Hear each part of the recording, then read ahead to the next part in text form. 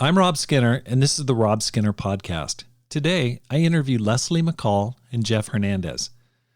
Leslie helps women who are dealing with a husband, fiancé, or boyfriend who's wrestling with pornography or sexual addiction. Listen as Leslie and Jeff talk about how to confront a person who's trapped in sexual addiction, how to overcome the fear of change, how to deal with gaslighters, angry people, and counterattackers, how you can't forgive unless you know what you're forgiving, and how to deal with self-blame. All this and more on the Rob Skinner Podcast.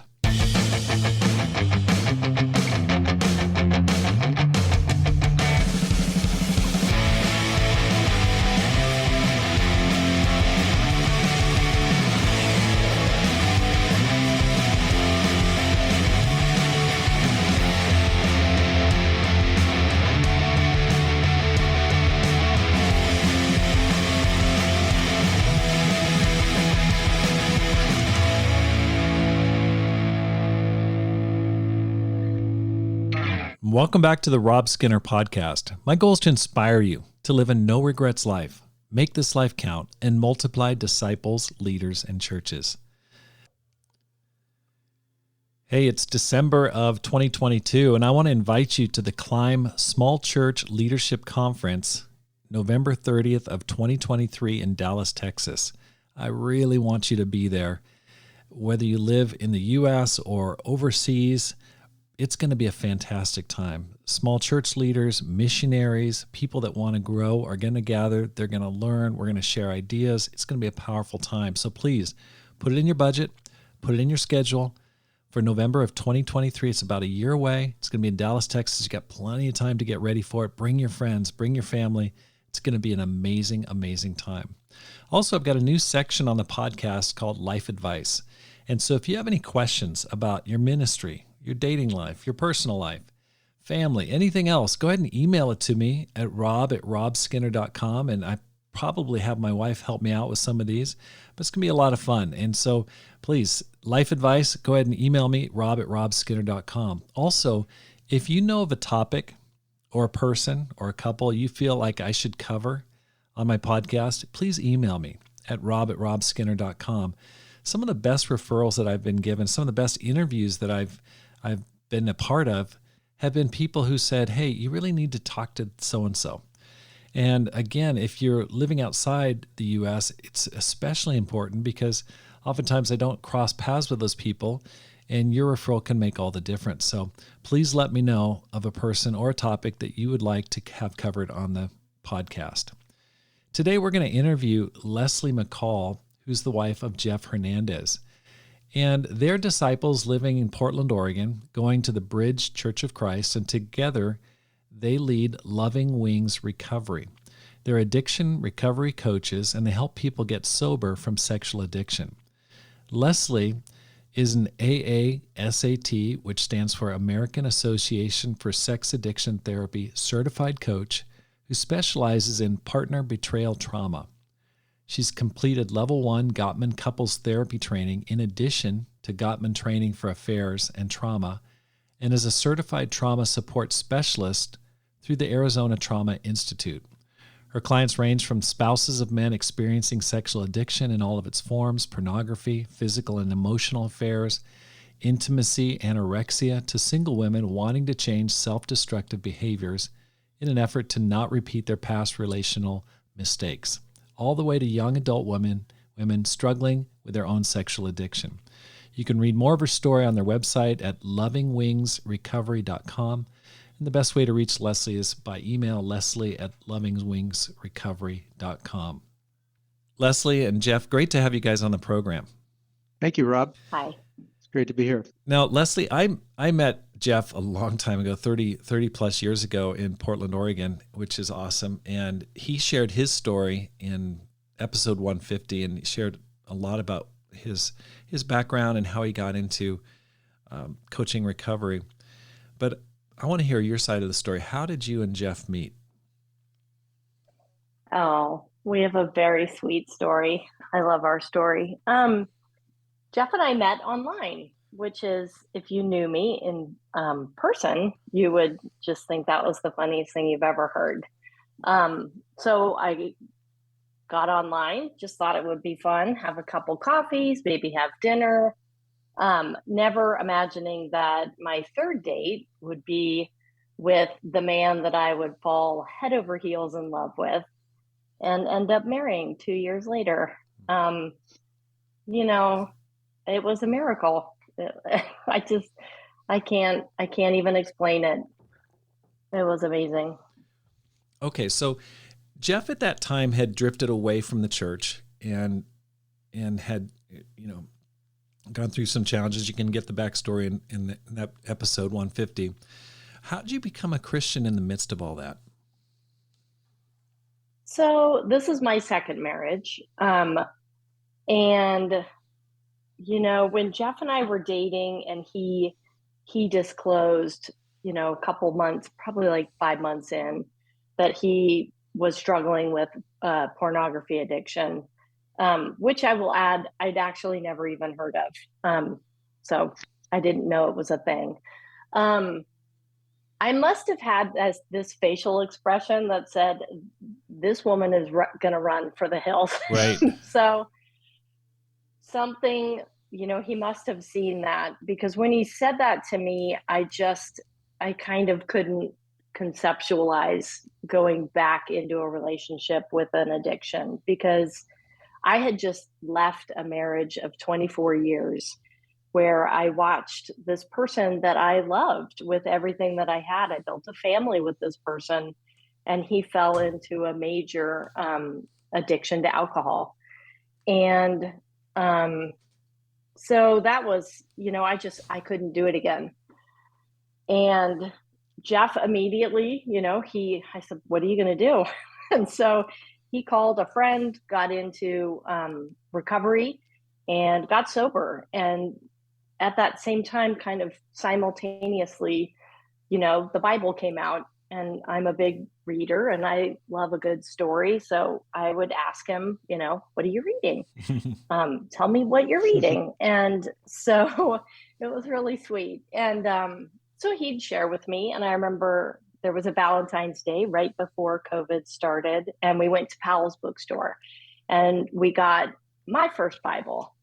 And because I'm a bit of a book nerd, my first Bible is about 5 inches thick, and it's a cultural anthropological study of, it's the Bible, but it's also people, place, time, everything. I love it.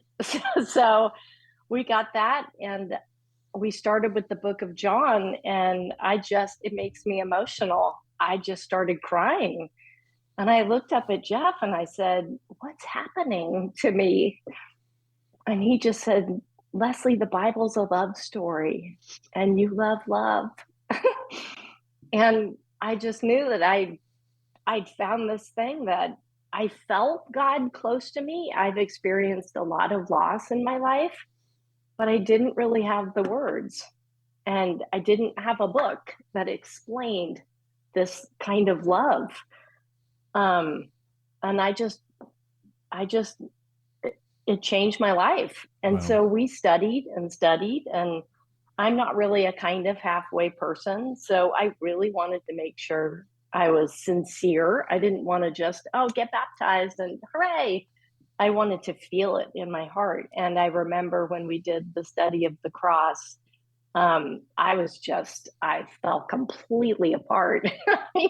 I went from, I'm not a sinner, to, oh my gosh, I have, this heart that can sin. And that's when I knew. I just looked at Jeff and I said, I'm ready. And Wow. So we got married in June of 2021. And then I got baptized actually on Jeff's birthday at Lost Lake with beautiful Mount Hood in the background. And it was perfect. Wow. And it was just like this beam of sunlight's just kind of on me. It's amazing. I can't describe it to people who aren't Christian, like all of my friends and family. They just don't understand. Right. But hopefully someday they will. It's one of the most interesting stories, because out of difficulty, out of weakness, God works. It reminds me of kind of like Balaam's donkey. God was working through Jeff in his weakness to save a person. And obviously, Jeff, that brought you back. I mean, that must have really spurred you on. You shared your story in episode 150, but Leslie, why? I mean, that's one thing to go ahead and get married, which is awesome. But why in the world did you ever get involved in coaching women whose husbands struggle with addiction? Well, because I've been there. I know what it's like to be the best metaphor, and there are women that will hear this and nod their heads. The best metaphor, I'm a mother of three. I mean, I was devoted to my family, is I was drowning. I was alone in this deep, it makes me shake thinking about it, in this abyss. And I was just barely hanging on. I barely had my head above water. But at the same time, I'm drowning. I'm pushing my children above I'm trying to keep everybody above the water. And I'm sacrificing myself to do it, which is what a mother does. But when I gave my husband at the time that final boundary, that final ultimatum, this is not working. I can no longer live this way. You have to go into recovery. You have to go to rehab, or it's over. I mean, I've been with this person since I was 19. I was 48. This is a big deal. I have 3 amazing children. This was me saying, I'm willing to lose everything I've worked for. And he chose alcohol. And it destroyed me. And so in that loss, I ended up just healing. I had to rebuild my life. I had to find out who I was without this person. I had to get strong and enter my own recovery from being his partner for all those years. And so when Jeff got into recovery, and 9 months after that, well, I will say that when he got into recovery, his coach said, Leslie should absolutely start working with my wife, because I had my own patterned dysfunctional behavior that I had adopted in order to survive the dysfunction of living with an addict who's actively in his addiction. And mine was codependency and just things that I needed to stop doing if I wanted to have a healthy relationship with Jeff. Okay, that word codependency, that gets thrown out a lot. Can you give me an easy definition for a person who doesn't understand that term? Well, I'll say that the term has a negative connotation, and I get that. But I will say that I proudly say that I am a codependent in recovery. I used to be the president. The definition is different. I told you I don't do kind of. The definition is different for everybody. So it basically is putting everybody else ahead, everybody else's needs, wants, and desires ahead of your own. Metaphorically, it's me running in front of the runway and smoothing the rug for everybody else, so that nobody has to stumble or struggle. If you're uncomfortable, Rob, I am going to do everything I possibly can to make you not be sad or lonely. Or it's dysfunctional. It's profoundly dysfunctional, but it's delivered with such sincerity and love. And we're some of the most kind, generous people that you're ever going to meet. Unfortunately, we put everything that might keep us healthy or happy at the bottom of the pile. Got it. And so it doesn't help. Okay. It's how we make order out of chaos, to be honest. Like what you talked about keeping everyone else afloat while your head's underwater. Yeah. Okay. Yeah, absolutely. So getting back to the question about why you got involved in coaching women. Mm-hmm. So I entered into my own recovery with Jeff's coach's wife, who is still my coach and a very dear friend. And we just started working on me. I realized that I can't micromanage Jeff's recovery. I, of course, know everything he should do. That's the codependent in me. You should just do X, Y, and Z and you'll be fine. But you can't do that. His recovery is 100% on him, and my recovery is 100% on me. So what I do is I ended up digging into my family of origin and maybe why I did the things I did and do the things I do. Because once you become aware of them, you take away the self-loathing. And I don't beat myself up about the things I do or think. I just kind of think about them more deeply and stop myself from doing those kind of knee-jerk reactions. So after about 9 months, our coaches just said, you guys should do this. You're good at it. And I said, Jeff, you're so good. You should totally do it. I mean, I had things that I was doing that gave me great purpose. And he just said, I'm not going to do it unless you do it with me and we do it as partners. Wow. Because I think that's how we're going to do the best work. It's been amazing since Jeff came down and did didn't do the men's retreat, but spoke at our men's retreat in the spring. It's totally changed people in our church who he's coached from that time forward. And I just hear so many good things. I mean, it's really encouraging to see people whose lives have hope, feel like they're making progress, gaining traction in purity. That's awesome. So it's fantastic. Now let's dig in a little bit here, Leslie. How do you know when your husband or your boyfriend or whoever it might be has an issue? Well, I mean, in a perfect world, you've got the partner, spouse, boyfriend, girlfriend. I'll just say right now, this addiction is for everybody. It makes no distinction between male or female. And it also makes no distinction between socioeconomic, race, nothing. It's everybody. So having said that, if you're lucky, you have a partner that shares with you and just comes out and says, I'm struggling with this addiction. I can't stop. So that's easy. But most of the time it's a gut feeling. These women know that something feels different. Maybe their spouse is distant or absent. Maybe their spouse is indifferent.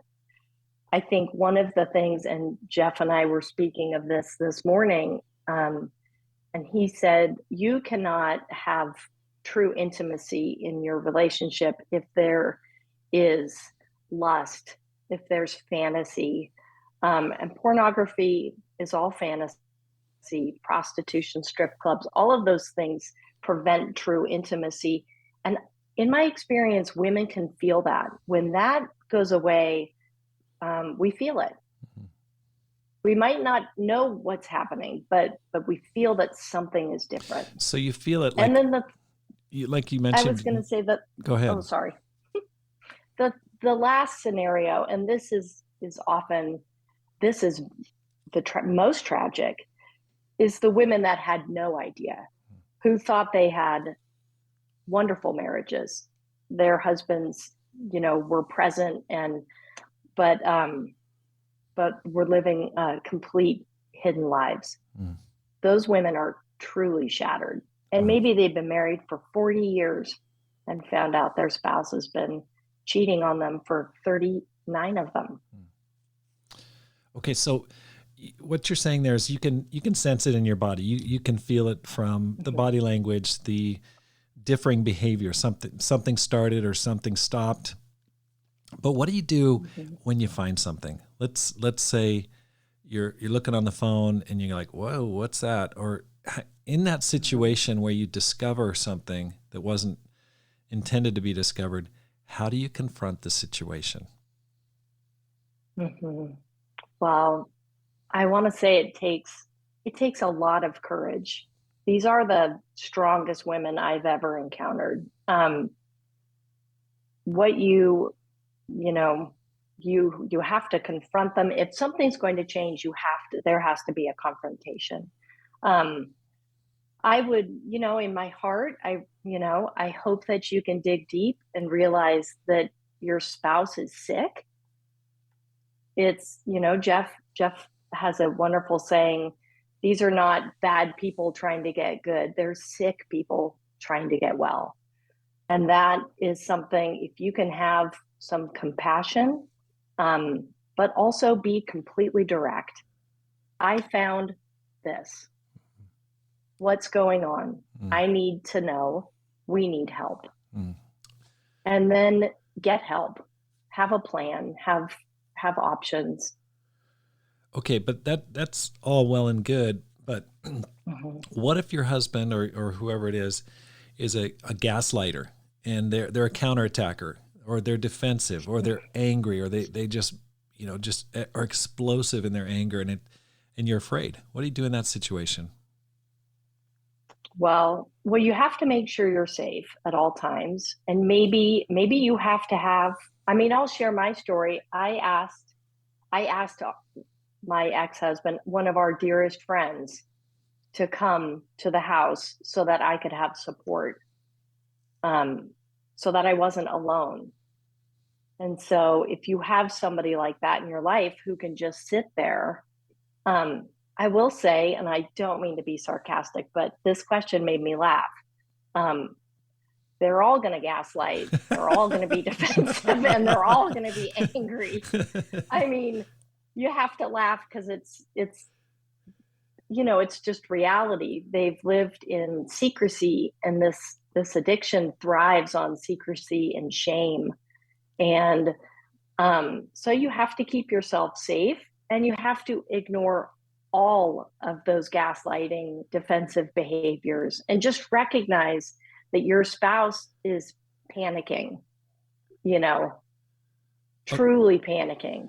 I can't explain it.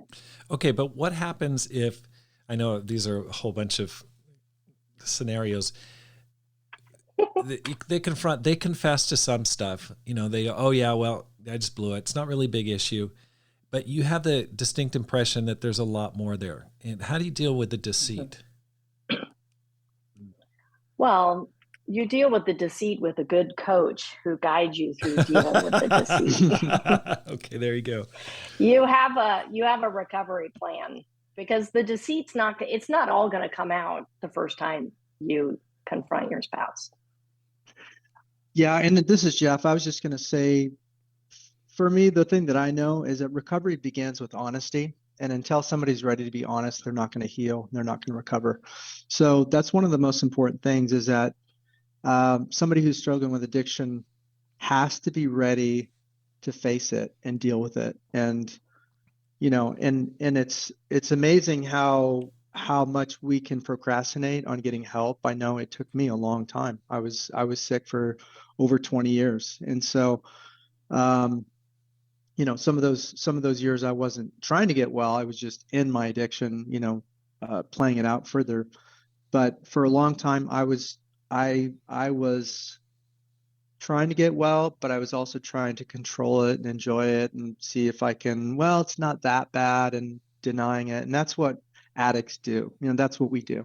Okay. And so until somebody's ready to face it and really admit that they have a problem, then it's almost impossible for them to recover. So it is helpful when a spouse is willing to be engaged and help. I know that there's a lot of women out there who they keep quiet even though they know something's going on in their gut, and it's not really helpful, but it's fear. They're afraid, or their husbands can be very mean or can be very push back, and so we're good at silencing our partners, and so that's the work that Leslie does, is helping these women to get a voice and helping them to set firm boundaries and foundations and say, hey, we're not going to, I'm done living this way. Something needs to change. And until that happens, sometimes things just get prolonged and keep going. Absolutely. I mean, I could just imagine if you know something's going on, you're afraid because this could just totally blow up our marriage and our future and everything, the kids, everything that's involved. Leslie, what are you seeing in people's lives? Like what are women dealing with? You're dealing with a lot of different women situations. Can you share for the person who's feeling like, hey, maybe it's just me, maybe it's just my situation. Can you share a little bit about what you're seeing? Of course, it's totally confidential in people's lives. What are people wrestling with? Well, this question is hard because and I don't mean to be like elusive, but anything you can imagine, I've heard. So these are women just of all ages that are, you've got the young woman that's engaged and just finds out that her fiancé is addicted to porn. You have a young mother with children, with another baby on the way, whose husband, engages in infidelity and pornography. You have the woman who finds out that her husband's been living a second life that she had no idea about. These are our mothers, our sisters, our aunts, our grandparents, our grandmothers, excuse me. These are women who are trying to hold their families together, who have spent a lifetime building something only to find out that the marriage they thought they had doesn't exist. Mm-hmm. The husband they thought they had, or wife. I mean, I really want to hit home that it could be the other gender as well. Their partner isn't who they thought they were. Mm-hmm. And so this life that they think they have no longer exists. Wow. So it's women whose entire reality is shattered. They have jobs. They're everybody. We know these women. We love these women. Right.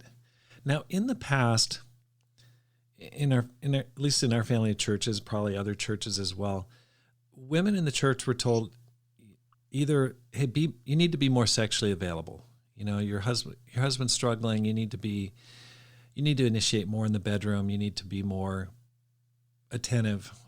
Or they're saying, and I think Jeff touched on this in his episode, is you just need to leave your husband. You just, this guy is being unfaithful to you. You just need to leave him and say goodbye. So beyond those two polar extremes, what are a woman's options if they're discovering a problem in their husband's life? Well, I mean, the only real option is to get your own individual recovery plan. It's one thing to should all over these women, but they're all different. They all, they love their husbands for the most part. I haven't really met one yet who says, I don't love my husband. And I let them know, no amount of sex that you have or don't have is going to cause this. So this isn't on you. You can't fix it. But you can get stronger. You can gain more confidence, and learn how to establish boundaries. That's the number one thing that women need to learn in this situation, is setting their own boundaries to keep them safe emotionally, physically. But they need their own recovery. And then, I like to tell my clients that I would like for you in a perfect world to make major life decisions, whether to stay or leave, coming from a place of strength rather than from this place of panic and fear and anger, because good decisions don't come out of fear. Mm-hmm. Okay, so let's camp out a little bit on the subject of boundaries. And what you're saying is that women may not set good boundaries because they blame themselves. Like you just said, you can't fix it. Okay, so let's talk a little bit about that. How do you deal with self-blame? Feeling like, oh, it's my fault, I wasn't a good wife, or I didn't do this. I'm sure that there are people who they hesitate to get help because they go, it's really my fault. If I had been a more initiative, I hadn't been so tired, maybe this wouldn't have happened. How do you deal with that kind of issue, the self-blame? Well, what I'm going to say next is not going to be a surprise to any woman listening to this, but every man might go, really? Our culture is very good at telling women that we're not enough. We're not pretty enough. We're not sexy enough. We're not smart enough. We're not, all the things that we aspire to, that we think are the good, feminine, wifely things to be. Self-blame is baked into every woman. I have never, and I have 2 adult daughters, and, and they have pretty healthy sense of self. And every now and then I've even heard them dip into self-blame, but we laugh about it because it's what we do. You want to put the blame on you because, where else are you going to put it? I mean, yes, it was your husband, but why is he looking at porn? Maybe you don't feel like you're good enough. I mean, it's this very strange thing. We immediately tend to make things about ourselves. I think it's human nature to look for our piece in this problem so that we can fix it. Right. But in this instance, in this addiction, and I would argue in any addiction that our partner is struggling with, we have no piece of it. We really truly didn't cause it, and we can't fix it. We can make it worse. We can nag and say the wrong thing and shame and, do things like that. That will not help, but we can't do anything to fix it. And the self-blame, I will say, is something that I struggled with it. I spent a long time saying, what did I do? What did I do to make him drink so much? I mean, I think about that now and I just shake my head and go, what do you mean? What did you do? You didn't do anything. Right. Yeah. But it takes a long time to get out of that mindset. And it's almost a, kind of a mantra that you have to tell yourself. But women are really good at doing it. I was going to share celebrate also the beautiful. Yeah, I was just going to share that there's sort of 2 parts to the work that we do. So not only are we working on the let's stop this behavior, but we also work really hard at helping people restore a healthy relationship. So we talk a lot about what does a healthy relationship look like? What does healthy sexuality look like? What does connected sex look like as compared to disconnected sex? And part of that is helping both spouses take 100% responsibility for their actions and behaviors. So with addicts, they can be really good at blaming their spouse and saying, well, if you would give me more attention, I wouldn't have gone out and slept with those prostitutes. And so we have to deal with a lot of that stuff, and really break down those walls of blame, break down those walls of not taking responsibility. That's just one of the characteristics of addiction, is just they're just not very good at taking responsibility, at looking at themselves. And so that's a part of how we help people as well. It's just like, look, it's on you 100%. Okay. So Jeff, in our pre-interview, you said in your experience, men set better boundaries than women. Can you develop that? Can you explain that? Yeah, I think what I meant was, I don't believe men set better boundaries. I think they set worse boundaries. But what I meant is that they are less tolerant. So there are wives who have committed infidelity, and men are a lot less willing typically to stay in a marriage if a wife has been unfaithful. They're usually like, you cheated on me, I'm out, boom, and they're gone. Women, on the other hand, from our experience and from what we know to be true, is they tend to be willing to stick with a relationship longer, even if they've been through infidelity. So I don't know if that's because they're more resilient, or I think, some cases could be that they just feel like they don't have any other options. Like, I don't work. I've been an at-home mom my whole life. We've been married 40 years. What am I going to do? Where am I going to go? So they're a lot more willing to stick with it and work through it. We work with some couples, and we don't push people one way or the other. We really try to help them meet their goals. But some couples were like, "Why are you still staying with this relationship?" But I don't understand. But they do. They're willing to stay longer. Well, that's what we talked about yesterday. And Leslie, you mentioned that the goal is not always to save the marriage. Can you talk about what is the goal when people come in to get help? Well, the goal is whatever they say the goal is. It's not my job or Jeff's job. Well, Jeff's job is to help the men get sober. So I'm assuming Jeff's clients all have the same goal. But my clients come in and I ask them specifically right off the bat, what do you hope to get out of this coaching? What is your goal?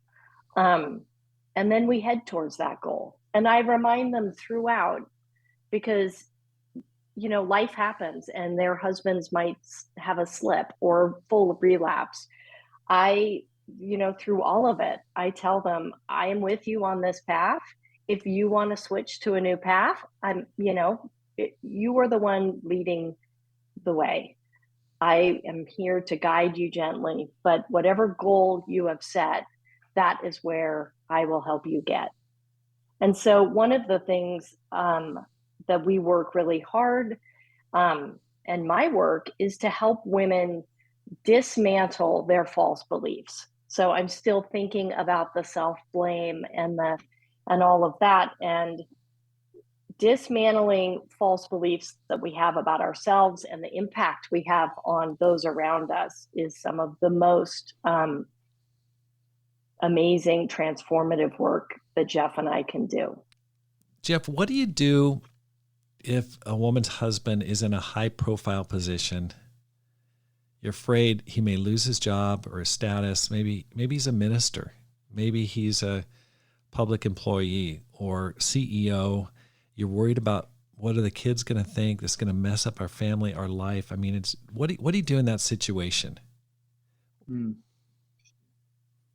Yeah, I think fear is one of the biggest things that'll hold somebody back from recovering, especially fear of consequences. That's why people hide stuff, right? Is if people knew this, I'm going to be in trouble. A lot of people don't tell their spouses because they don't want the reaction. They don't want the anger, the yelling, the whatever they're going to get. And so I think if somebody is serious about recovery, I think they have to put that aside and they have to be willing to face whatever consequences might come. We're not the ones that's going to expose them or tell anybody or make them do anything. We only make suggestions for people, but our goal is to help people recover and get healthy, right? And recovery has to become a priority for people if they want to get well. And so they have to be willing, it doesn't mean they have to quit their job or they have to stand up in front of the church and say, this is what's been going on. But they need to get a plan and they need to get help and they need to start facing it and dealing with it. And in that process, there might be some hard decisions that people have to make. They may have to decide, with this sickness, with what's happened, it may not be best for me to stay in the position I'm in. Best case scenario, I think most people can live, a healthy life and continue to do what they've been doing, and hopefully sobriety can just help them be even better at it. But that's, our attitude is recovery has to be top priority. There's just no two ways about it. You can't try to fake it or you can't try to hide it and hope everything is okay. You have to really face it. So that's my thoughts on that. Okay. So let's talk more about recovery, Leslie. What services do you provide? Like, what if a person came to you and said, hey, Leslie, I feel like I need help. What does the program look like? How would you help the person? I do 50-minute sessions individually. I also have work groups, and where the individual group, we are going to dig into what's happening specifically for you, maybe family of origin things. We're really going to find your pain points, address them, and help alleviate, and process all of the pain that you're going through because of this betrayal. I mean, it has a name. It's partner betrayal trauma. It might not be the big T trauma that you're thinking of, like a car accident or a murder, but it is trauma. Your body registers this as trauma. Mm-hmm. And so I work specifically with an individual, and it might be she sets the pace. Usually it's once a week for maybe a couple months. And then as she gains traction in her recovery, she goes to every 2 weeks. And then the goal is that eventually she's not a client. I mean, that's my hope for her. Mm-hmm. The other thing I offer is work groups. So they're not just support groups. It definitely isn't a dump session. You're going to work hard, but you're going to have a group of women that support and encourage. They share their stories, they share their successes, they share their challenges. I've got a Wednesday group that, it makes me emotional. I told them last night, bearing witness to their recovery is miraculous. Mm. It is the most amazing thing I've ever witnessed. They are the strongest women, the most courageous.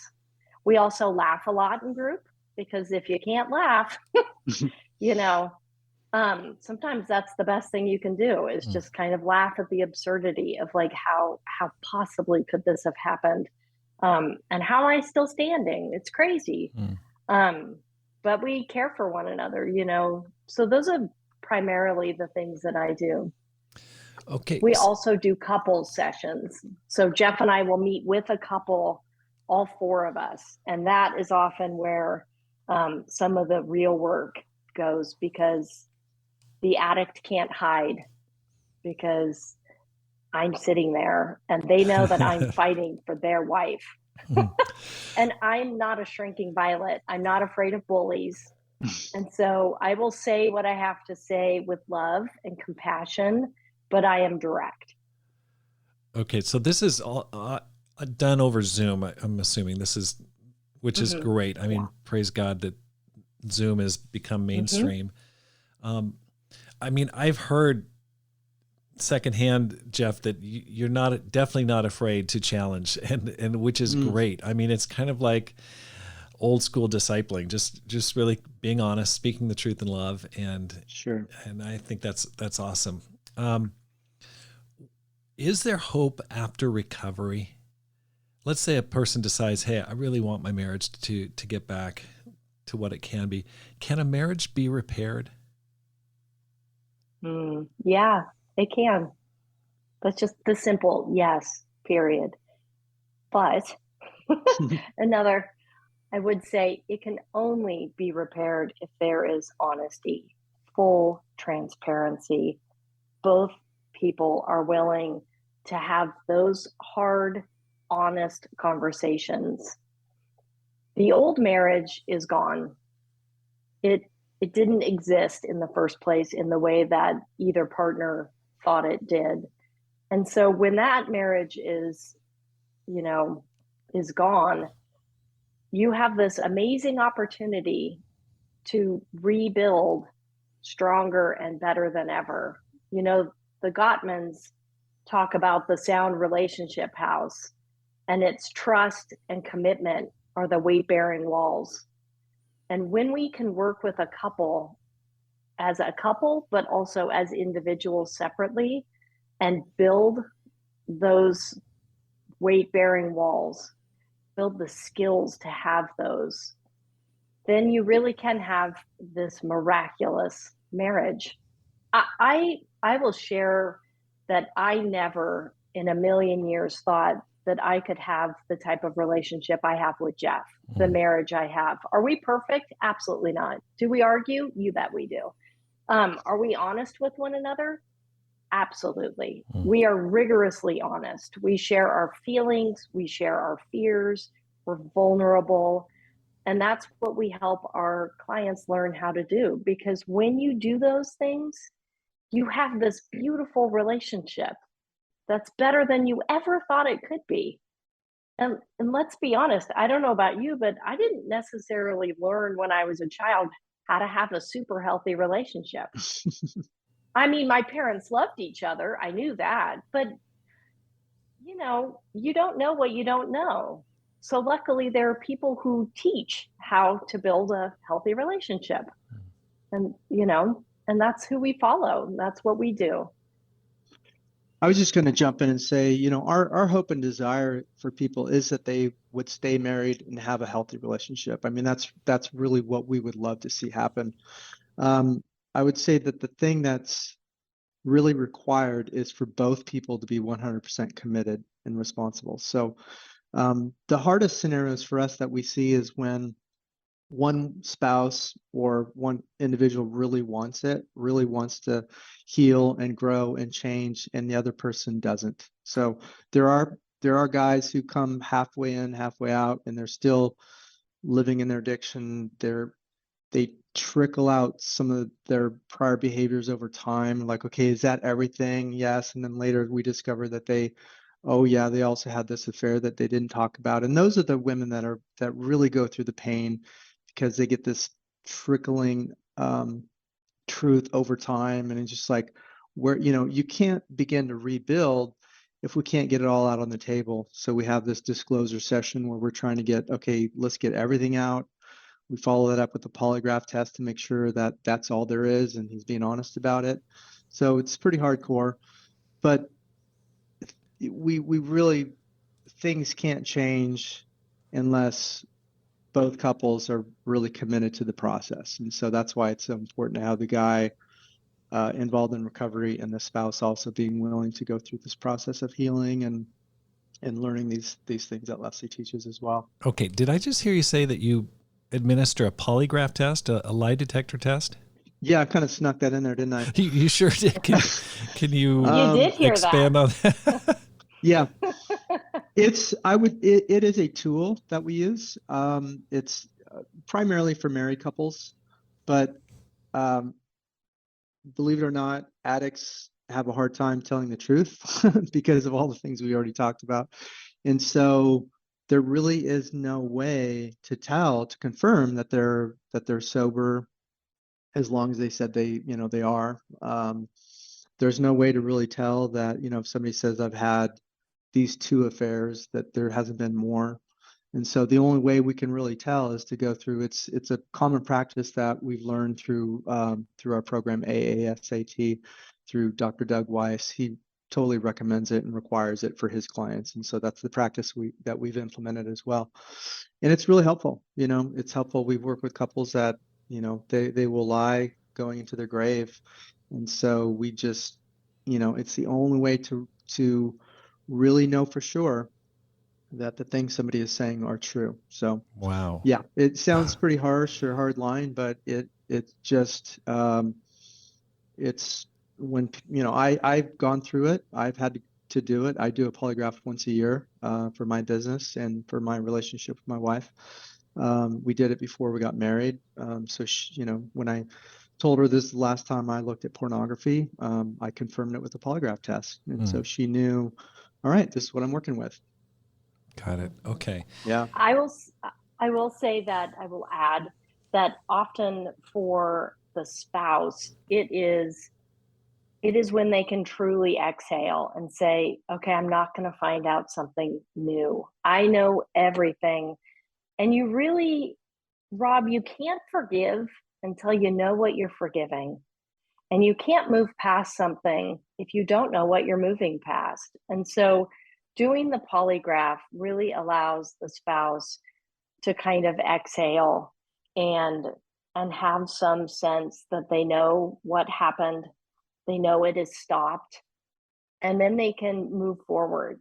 It's this peace of mind. I can't explain it, but I've experienced it. It's, you want to believe this person, but at the same time, they're saying addicts lie. And you're like, wait, I don't get it. I thought you said you were telling the truth. Like, no, I'm not lying. So it just ends up being this tool that really benefits in building trust. It makes a whole bunch of sense. I just didn't see that one coming. That's powerful. You can't forgive unless you know what you're forgiving. You can't move past something unless you know what you're moving past. Wow, that's some sound bites, right? That's really powerful. Now, are there any good news stories? I mean, to be honest here, do people, are there examples of people who've gotten past this and who are doing well? Well, Jeff is doing well. He's a good news story. I will say there absolutely are. I have clients that I miss. And when I say that, it means that they don't need to be my client anymore and they've moved on. They're healthy, they're happy, they have rebuilt their relationships with their spouses.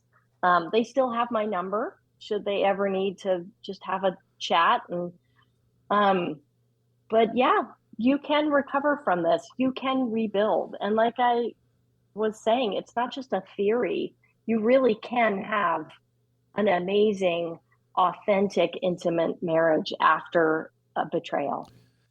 So, Jeff, like, what do you do in the church and in our family of churches? There's definitely a tradition of having discipling, but how do you know when you need more than discipling? How do you know when you've crossed the line? You go, okay, this is not really working. I need to get something in addition.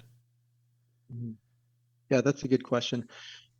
I did talk about this a little bit in the first podcast we did, but my own personal experience is that I had to realize that something was broken in my relationship with God.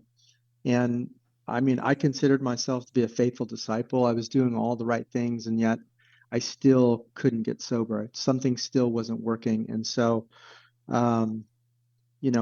praying more, reading my Bible more wasn't going to solve this problem. I had to go outside the church to get some help. And so for me, it just was a matter of time, a matter of failing for a long enough time to where I knew, okay, this is not going to change, And so that was, that was for me. And I started crossing more boundaries. I started doing things that I'm like, God, I got fired from a job, looking at pornography at work. And so all these things started happening. I'm like, how in the world did this happen? And so that was the last straw for me where I said, I need some professional help. And so I looked outside the church for help. Okay. Leslie, you had talked about how for women, you really do need to get into recovery. It's probably not going to, the problem's not going to go away just by ordinary means. Can you talk a little bit more about that? Can you expand on that? I think the best way to kind of address this is, or explain this idea that no matter what happens with your spouse or your marriage, the marriage may end like my first marriage ended. But that wound of betrayal, that trauma stays with you. It doesn't disappear when the cause of that trauma walks out the door. You are left with this wound, and it's your responsibility to heal that. And if you don't, you will there's always a shadow. I mean, when I got into my own recovery after Jeff started recovery, I learned about codependency. That was my wound. And had I not learned how to heal myself and work on my growth and healing from codependency, recognizing my behavior, I don't think Jeff and I would make it. I just think that I would have I still carry shadows of, triggers. Things happen and it just sends me right back. My gut drops. And Jeff will just kind of put a hand on me and go, it's okay. That's not me. And I have to remind myself that. And so I think anybody who's experienced trauma knows what I'm talking about. You have to heal yourself because, that beautiful book that's out, it's been out forever on the bestseller, The Body Keeps the Score. Your trauma will come back to haunt you when you least expect it. So it is my job to help you process this pain and come out the other side. There's no way out but through. So that's what we get to do. So I would imagine that after listening, there's going to be people who are like, wow, okay, this is awesome. I definitely need this help. But either I'm afraid or my husband is afraid of the stigma of addiction, or saying I'm an addict or I'm hooked on this. And they're like, oh, it's not that big of a deal. I don't think I really need to deal with it like this. I only struggle with porn like once a month. I know it happens every month, but I've got it, kept down to a limit. So what do you say to a person like that? Okay, I'm going to be completely honest. I want you to imagine that you're me and you leave one marriage because of addiction, and then you fall in love and find out this person is also an addict. And then you actually have to tell your family and your friends and your children that this man that you love, that you've chosen to live the rest of your life with, is also an addict. And then you live this public life where you make recovery your job. I've had to do that, all of those things. And it's hard, but I mean, there's so much. I've never been so nervous when I sent our website to one of my children and just said, here, it's live. And I was terrified. And this daughter of mine immediately just sent me suggestions for editing and then called and said, I just want to tell you how proud I am of you. And so I was so afraid. She never once said anything. And isn't that usually the case? Most people will offer you grace, love, and compassion if you just give them a chance. And so often when we come out and we share our truth, even though we're nervous, I was terrified. And now I talk openly with my dad about what we do. And he's just like, wow, I can't believe it. And I just want to say that it's, chances are you're talking to someone who's experienced to some degree exactly what you're sharing. I don't know anybody who doesn't either have a family member or a friend that struggles with an addiction. It could be any addiction. Right. I think when we put stigma and shame around things, we prolong the pain. And I've had it with shame. I'm over it. I'm just not going to propagate it anymore. My people I love come to me and want to share their truth. The last thing they're going to hear is, what? Right. I can't believe you do that. Right. I mean, because we're all just human. Right. We are all just doing our best. That's right. Leslie, what do you want to tell women? Person that's just sitting there going, I'm in such a deep hole. What would you like to tell them? I would say you're not alone. Give me a call. Let's talk. I can guarantee you're not alone. And the things that you're feeling are valid. And another thing, you're not crazy. Because these gaslighting addicts love to make it about their spouse. So I validate. I tell them, you're not alone. I see your pain. And I'm so sorry. I'm so sorry this has happened to you. I want to help you get through this. How can someone reach you for help? How do they get a hold of you? We have a website. So it's lovingwingsrecovery.com. And then they can email me at Leslie. Well, I shouldn't say at Leslie. They can email me, Leslie at lovingwingsrecovery.com. Okay. And then we can talk. So lovingwingsrecovery.com or Leslie at lovingwingsrecovery.com. Mm-hmm. Okay. I'd give my cell number right now, but I don't think I can handle that. No, I'm sure people can reach you through that and set up the help that they need.